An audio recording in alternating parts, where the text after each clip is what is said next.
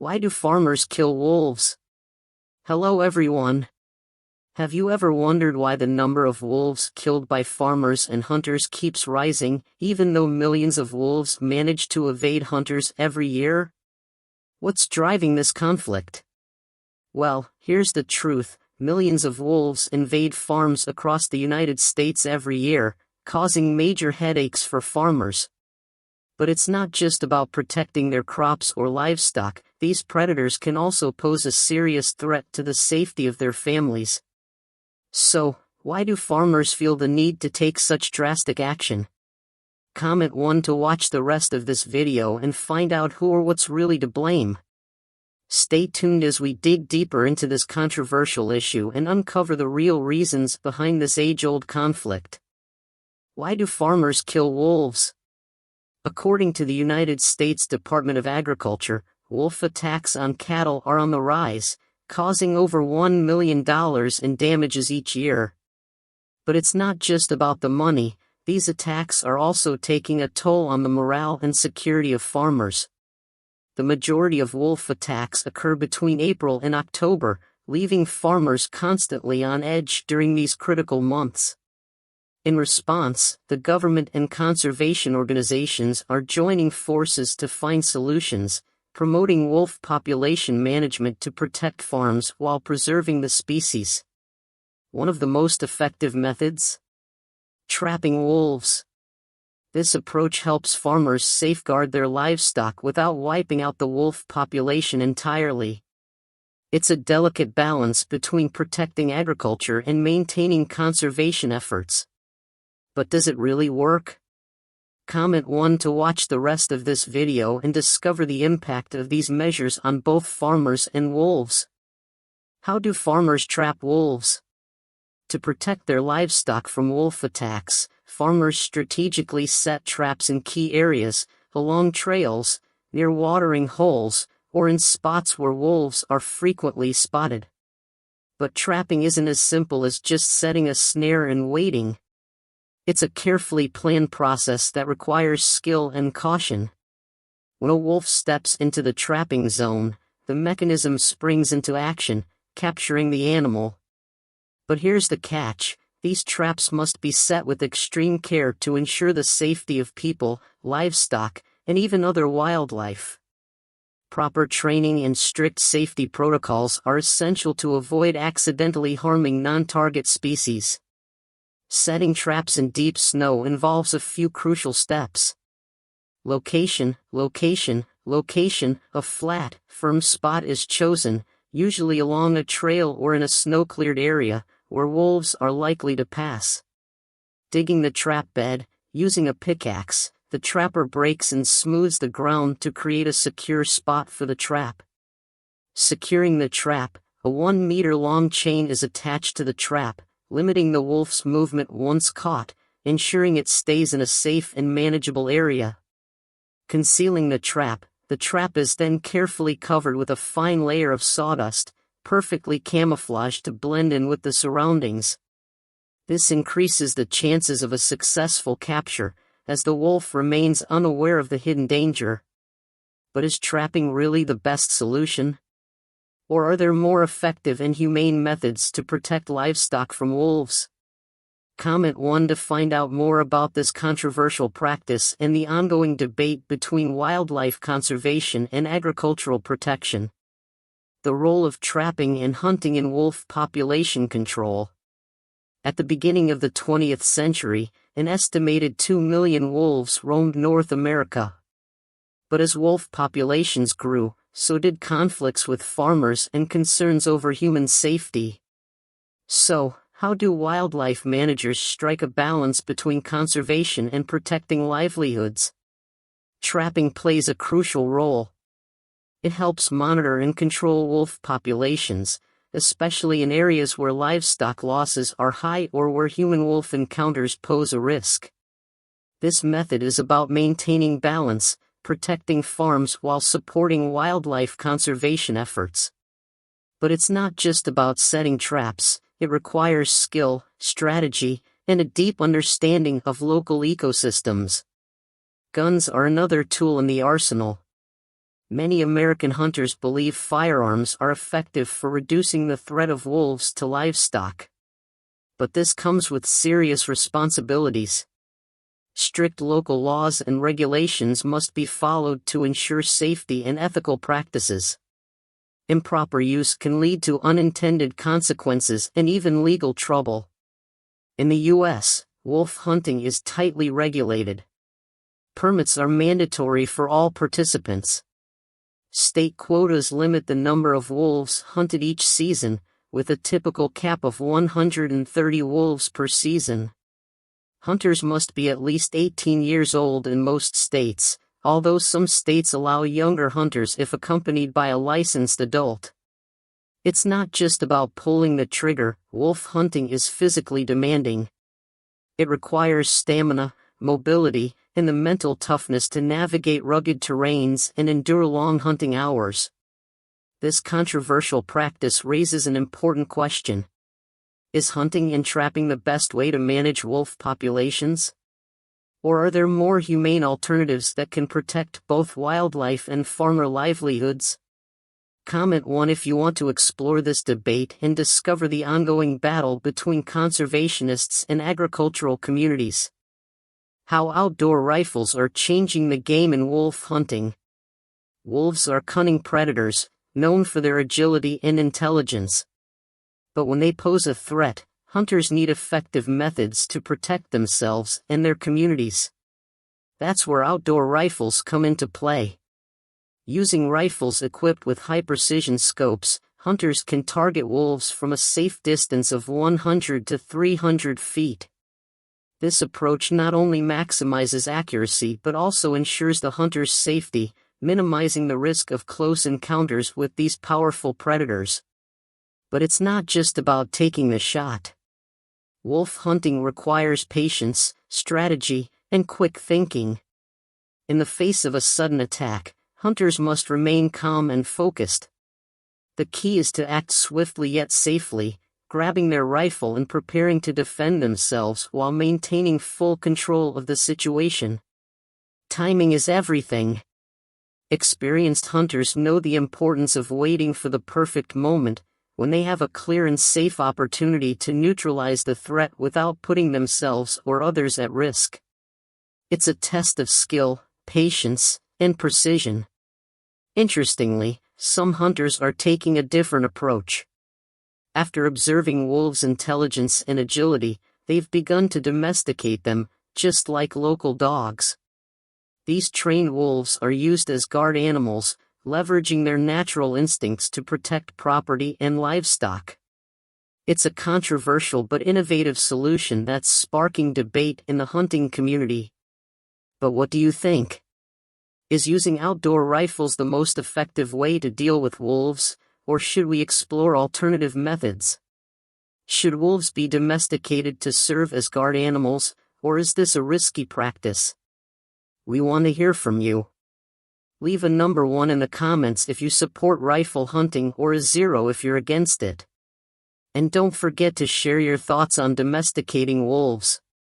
The debate over wolf hunting is far from over, but one thing's for sure, the balance between safety and conservation is crucial.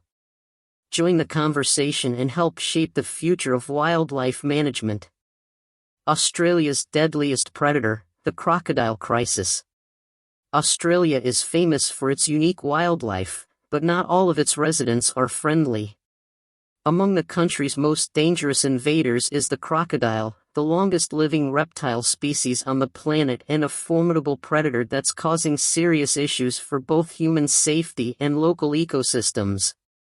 These massive reptiles can grow up to 20 feet long and weigh as much as 2,200 pounds.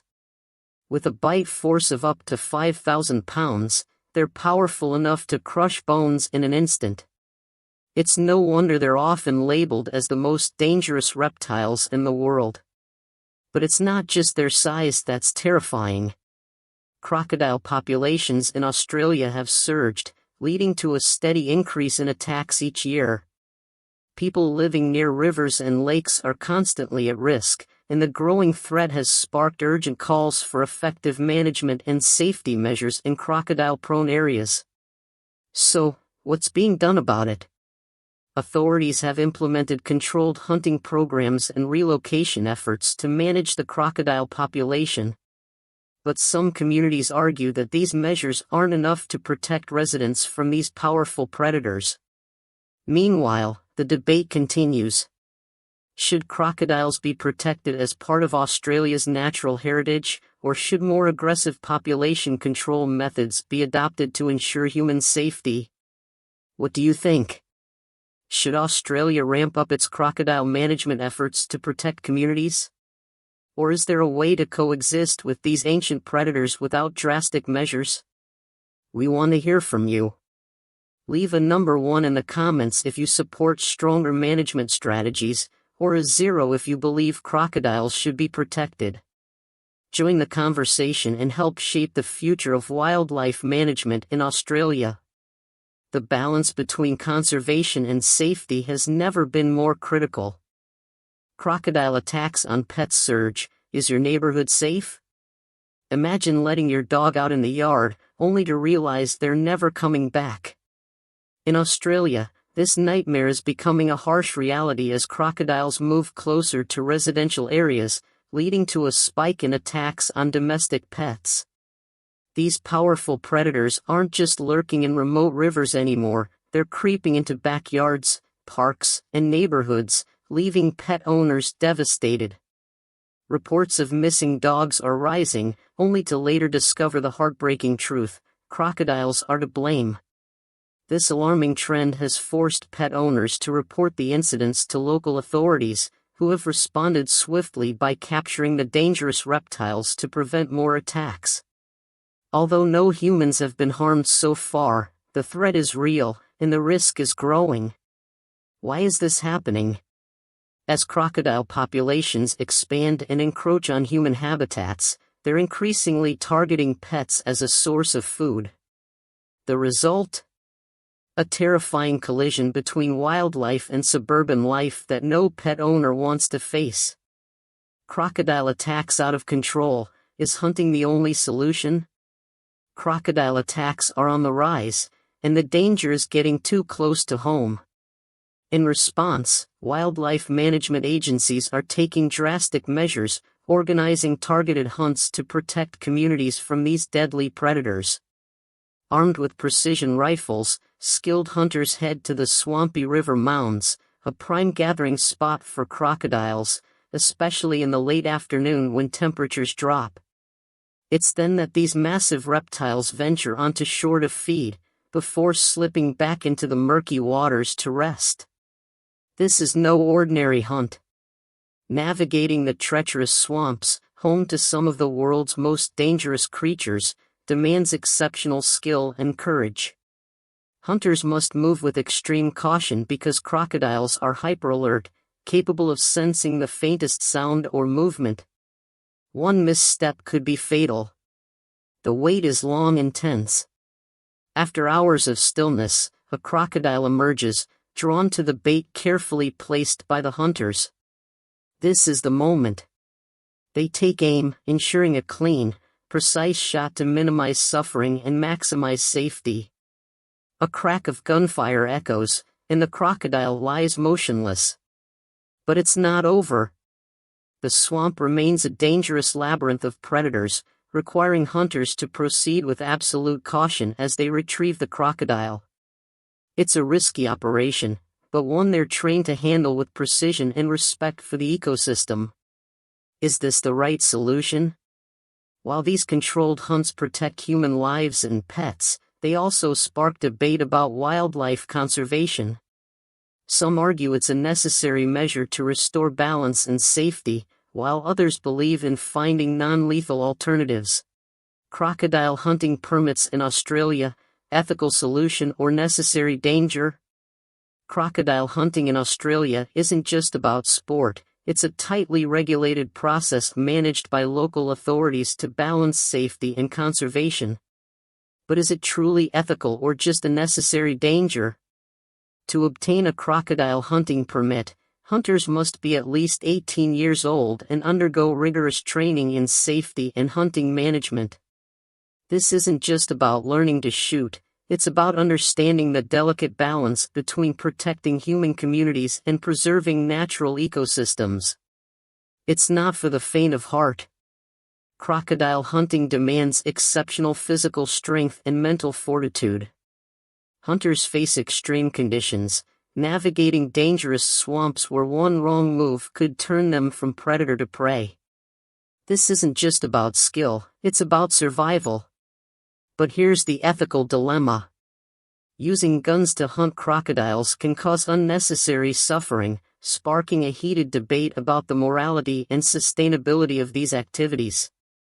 Critics argue that even the most skilled hunter can't guarantee a quick, painless death, raising questions about whether this practice is truly humane. On the other hand, supporters argue that regulated hunting helps control overpopulation, reducing the risk of crocodile attacks on humans and pets while protecting local wildlife and livestock. It's a tough balancing act between human safety and animal welfare. So where do you stand? Should crocodile hunting continue as a necessary measure to protect communities? Or do the ethical concerns outweigh the benefits, demanding a more humane solution? Your voice matters. Leave a number 1 in the comments if you support regulated crocodile hunting as a necessary safety measure. Leave a 0 if you believe it's time to find ethical alternatives that protect both humans and crocodiles. Join the debate and share your thoughts. In the fight for safety and sustainability, what do you think is the right choice? How Australia safely captures crocodiles terrorizing residential areas. With crocodile attacks near residential areas on the rise, Australian authorities have taken bold action to protect communities, without harming the crocodiles. But how do they do it? Ingenious traps for maximum safety. To tackle this growing threat, brave hunters are deploying massive traps in crocodile hotspots. These aren't ordinary traps, they're 12 feet long and 10 feet wide, made of sturdy iron or bamboo, ensuring that no crocodile can escape. Smartly designed to keep these predators from swimming inside to search for prey, the traps capture 5 to 10 crocodiles each time they're set. This approach not only protects local residents but also guarantees that the crocodiles are captured humanely and safely. The real battle begins after the capture. But catching them is just the start. Handling a live crocodile is one of the most dangerous tasks in the world. These creatures are unbelievably powerful, and one wrong move could mean serious injury. That's why expert teams use specialized tools like ropes to control the crocodiles and prevent escape attempts. And it's no easy feat, it often takes 5 strong men to pull just one crocodile ashore. The struggle is real. These creatures don't go down without a fight. The battle to subdue a crocodile can last for hours, as hunters wrestle against the sheer power of these aggressive reptiles. It's a tense, life-or-death struggle that demands teamwork, precision, and courage. What happens next? Once captured, the crocodiles aren't harmed. Instead, they're carefully transported to designated wildlife authorities who take over the responsibility of relocating them to safe habitats. This approach ensures the safety of both the public and the crocodiles, maintaining a delicate balance between human safety and wildlife conservation. The big question, is this the best way? Do you support this humane yet daring method of capturing and relocating crocodiles? Or do you think there are better alternatives that Australia should explore? Your opinion matters. Leave a number 1 in the comments if you support this method as the best way to protect communities while keeping crocodiles safe. Leave a 0 if you think Australia should explore new solutions for managing the crocodile threat. Join the conversation. In the battle to protect people from crocodile attacks without harming these powerful predators, what's the right balance? The dark truth behind illegal crocodile hunting in Australia. Crocodile hunting in Australia isn't just about safety, it's a battle against illegal exploitation that's threatening wildlife conservation. But who's really benefiting from this hidden trade? Breaking the law for profit. Despite strict regulations, many hunters blatantly disregard the rules, turning crocodile hunting into a lucrative business. Illegal hunting groups exploit the situation, chasing personal gain and commercial profit at the expense of Australia's delicate ecosystems. The demand for crocodile skins is high, driving a black market that not only violates the law but also undermines government efforts to protect these powerful predators. A crisis for conservation. This illegal trade isn't just about breaking the rules, it's about endangering the species and destroying decades of wildlife conservation. Crocodiles play a crucial role in maintaining the balance of Australia's ecosystems, but unchecked hunting is pushing them towards an uncertain future. Can hunting be ethical? Yet, not all crocodile hunting is harmful. When done responsibly and legally, it can be an exciting yet effective method to protect communities from crocodile attacks. In fact, regulated hunting is a key strategy to control the population in residential areas, ensuring public safety without harming the environment. The debate continues, guns versus traps. This issue isn't black and white. It raises a crucial question. Should hunters use guns as the most effective way to protect themselves and their communities? Or should they rely on traps to capture crocodiles safely and minimize risk to both humans and wildlife? The bison boom, how 1 million bison are disrupting American communities. Hello, everyone. Did you know there are nearly 1 million bison roaming the United States today? These majestic creatures, once on the brink of extinction, are now thriving, but their comeback is creating unexpected challenges. Curious wanderers, major disruptions. Bison are naturally curious explorers, roaming freely across vast landscapes. But their adventurous spirit is leading them to unexpected places, causing major disruptions in local communities. From damaged crops to traffic chaos, these massive animals are leaving their mark, literally. Impact on local communities. As bison populations grow, so do the conflicts with human activities. Their presence is affecting agriculture, infrastructure, and even public safety. Imagine waking up to find a herd of bison trampling through your backyard or blocking a busy highway. It's happening more often than you might think. How are people responding? So, how are communities coping with this bison boom? Some are embracing coexistence, implementing protective fencing and creating bison corridors to minimize conflicts. Others are advocating for stricter management policies, calling for controlled hunting to keep populations in check. The debate, conservation versus control. This growing dilemma raises an important question. Should we celebrate the bison's return and learn to coexist with these iconic animals? Or is it time to take action and control their numbers to protect local communities? The hidden dangers of Yellowstone, bison traffic jams and unexpected attacks. Yellowstone National Park, a breathtaking wonderland known for its stunning landscapes and diverse wildlife.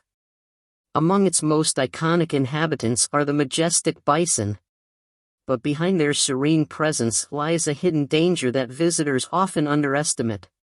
Bison traffic jams, more than just a delay. If you've ever been to Yellowstone, you might have experienced a bison traffic jam. Picture this, you're driving along a scenic route, only to be stopped by a massive herd of bison casually strolling down the road. These giant roadblockers can cause traffic to grind to a halt for hours, leaving tourists stranded and frustrated. It's more than just an inconvenience. These bison weigh up to 2,000 pounds and move in large herds, making them nearly impossible to move along. Impatient drivers who try to navigate around them not only risk damaging their vehicles but also endangering their lives. The darker side of bison encounters.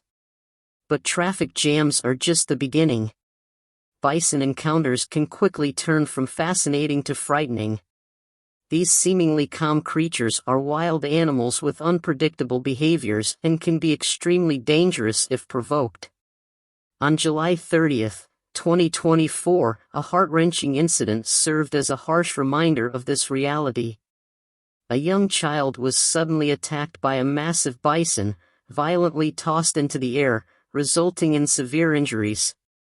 This tragic event highlights the hidden dangers tourists face when they get too close to these powerful animals. Why do these attacks happen? Many visitors underestimate bison because they look docile and slow-moving. But in an instant, they can charge at speeds of up to 35 miles per hour. Often, people make the mistake of approaching too closely for a better photo, invading the bison's space and triggering a defensive response. Stay safe, know the rules. Yellowstone National Park urges visitors to maintain a minimum distance of 25 yards from bison. But even then, it's crucial to stay alert and respect their space. Remember, bison are unpredictable and extremely powerful. Your experience matters. Have you ever experienced a bison traffic jam or a close encounter at Yellowstone? How did you handle it? Share your story in the comments. Don't forget to like, subscribe, and share this video to raise awareness about these hidden dangers. Stay informed, stay safe. Yellowstone's beauty is unmatched, but its wildlife demands respect and caution. Let's enjoy the park responsibly while staying safe and informed. Subscribe for more updates on wildlife safety and share this video with friends and family who plan to visit Yellowstone. Stay safe and travel smart. The bison invasion, how authorities and hunters are managing the threat. Bison, majestic giants of the wild, weighing over 1,000 pounds and roaming freely across the vast landscapes of the United States. But as their numbers grow, they're increasingly encroaching on human habitats, causing serious safety concerns for both people and wildlife. So, what can be done to protect communities while ensuring the conservation of these iconic creatures? The rising challenge: bison on the move. With nearly 1 million bison now populating the U.S., these powerful animals are wandering closer to residential areas, disrupting daily life and posing serious risks. Managing this situation isn't just about human safety, it's also about balancing conservation with effective wildlife control. The role of hunters, a controversial solution. One method gaining attention is regulated hunting. The sound of hunters' rifles echoes through the mountains, presenting a significant challenge to these giant creatures. But it's not as simple as it sounds. Hunters require powerful tools to ensure a quick and humane harvest. The tools of the trade: powerful rifles and precision scopes. When it comes to bison hunting, not just any rifle will do. Large caliber rifles are essential to take down these massive animals. Popular choices include .300 Winchester Magnum, .338 Winchester Magnum, .45-70 Government. These high-powered calibers deliver the necessary force to ethically harvest a bison, ensuring a quick and humane end. But a powerful rifle is only part of the equation. Hunters also need a high-quality scope with the right magnification to accurately target bison at various distances. Clear visibility in low-light conditions is crucial, as bison hunting often occurs at dawn or dusk, when these animals are most active. The rules of engagement, strict regulations, and safety measures. Bison hunting isn't a free-for-all. It's tightly regulated to ensure sustainability and public safety. Hunters must be over 18 and hold a valid hunting license along with specific permits to legally hunt bison. These licenses are managed by state wildlife agencies to maintain population control and conservation efforts. Before taking a shot, ethical hunters carefully assess the distance, terrain, and position of the bison to ensure a clear and safe shot without endangering other animals or people. The bison is in an optimal position to ensure a quick, humane harvest, balancing safety and conservation. While hunting is controversial, it remains one of the most effective methods for controlling the bison population and reducing human-wildlife conflicts. But it must be regulated responsibly to ensure the sustainability of the species. Wildcats invading Texas, a growing threat to livestock and local life. Hello everyone. Did you know there are an estimated 500,000 wildcats roaming across Texas? These predators are thriving in the state's diverse environments, but their increasing presence is causing major disruptions and fear among residents.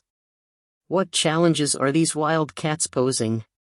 And how are Texans dealing with this growing issue? Stick around as we dive deep into the impact of wildcats on local life and livestock. And don't forget to subscribe for the latest updates on wildlife management and conservation issues. The wildcat invasion, a growing threat.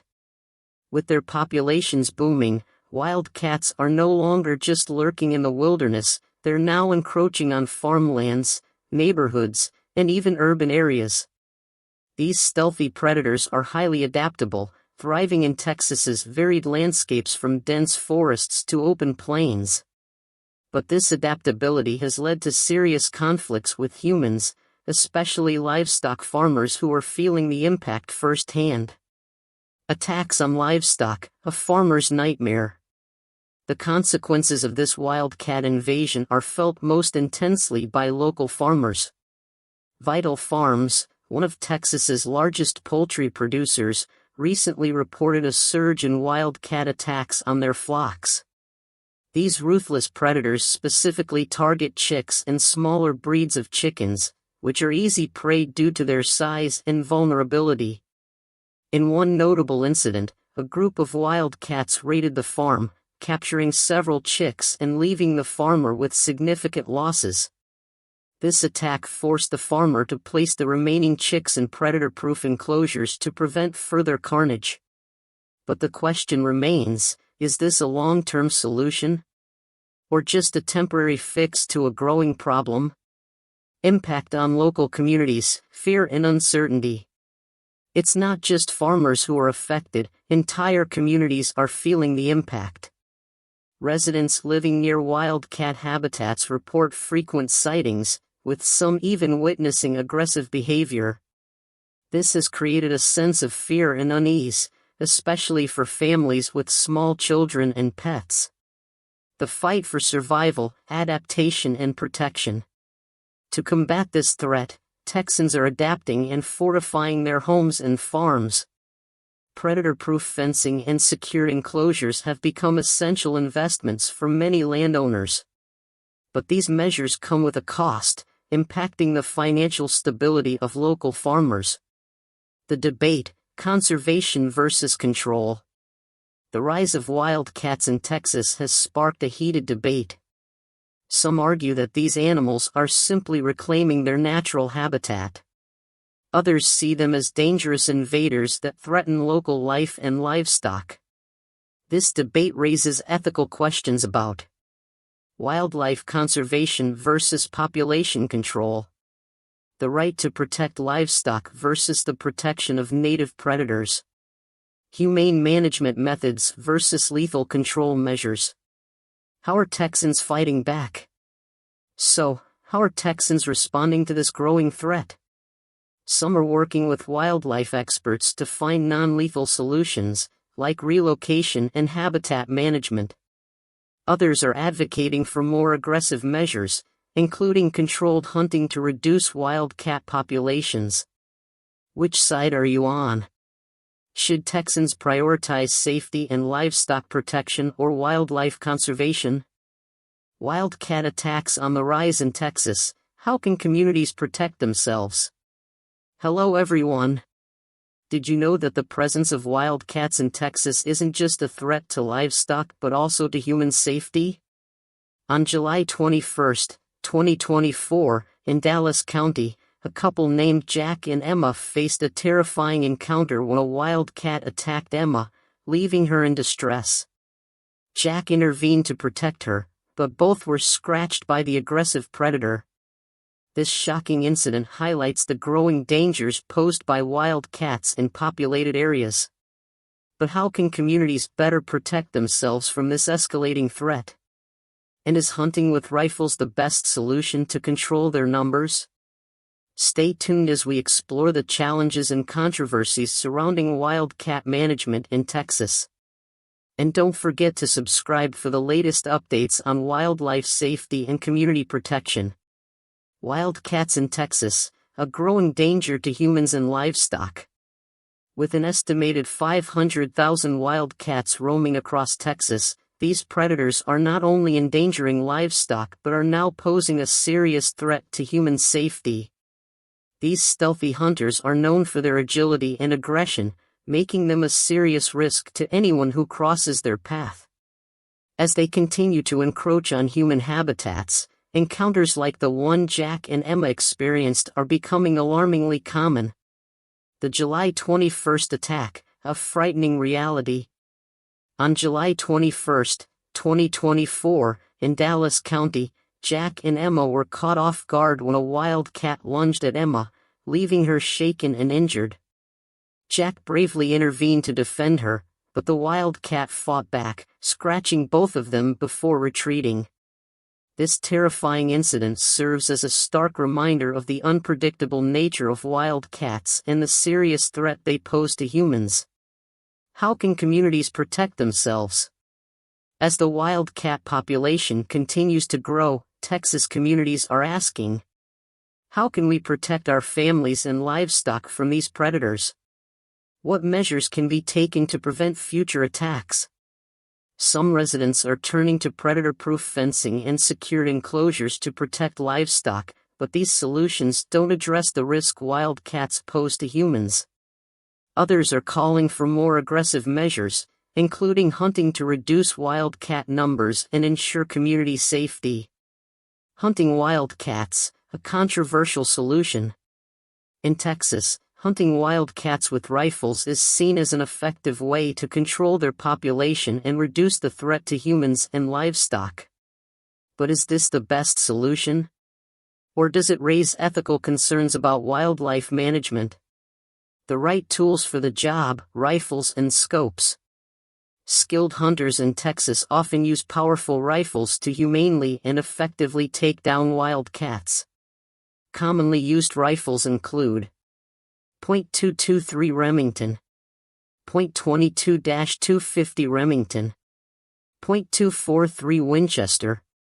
These high-precision rifles offer long-range accuracy, allowing hunters to take down wildcats from a safe distance. Sufficient power to ensure a quick and humane kill, minimizing suffering. In addition to the right rifle, a high-quality scope is essential for accurate shooting at various distances. Clear visibility even in low light conditions, crucial for dawn or dusk hunts. Ethical hunting practices, ensuring safety and responsibility. Ethics play a crucial role in ensuring that wildcats are not hunted beyond legal limits. Hunters must confirm that the animal is a wildcat and not another species by checking key characteristics such as size and fur patterns. They must also adhere to legal regulations, including hunting seasons, bag limits, ethical hunting practices to ensure humane kills and respect for wildlife. The art of the hunt, precision and patience. Hunting wildcats requires skill, patience, and ethical decision-making.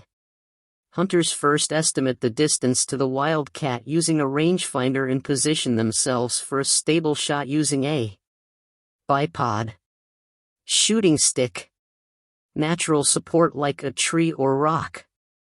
They must also ensure a clear line of sight with no obstacles that could deflect the bullet or harm other animals or humans. Wait for the right moment when the wildcat is stationary or moving into a closer position for a quick and accurate kill. The humane kill, precision and compassion. To ensure a humane kill, hunters aim for vital areas such as the chest or the back of the shoulder, targeting the heart or lungs for a quick and painless death. They then gently pull the trigger with steady control to avoid any movement that could affect accuracy. After shooting, hunters observe the wildcat's behavior to ensure it falls. If the wildcat does not fall immediately, they may need to fire additional shots to prevent unnecessary suffering. The debate: conservation versus community safety. The rise of wildcat attacks in Texas has sparked a heated debate. Some argue for conservation efforts and non-lethal solutions, like relocation or habitat management. Others believe controlled hunting is necessary to protect human lives and livestock. Where do you stand? Should Texans prioritize community safety or wildlife conservation?